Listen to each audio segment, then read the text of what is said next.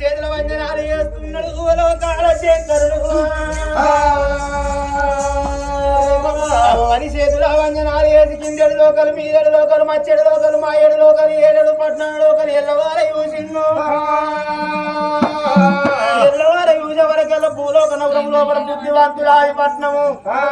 పట్నమే పట్నం ఉండేది సుందరసేన పట్నం ఉన్నది పట్నాన్ని ఏలవాడు రాజ్యాన్ని ఎవరు సుందరసేన మహారాజు అతను ఒక భార్య ఆడవిల్ల సుందరి దేవి ఆ తల్లి గర్భము లోపల పుత్ర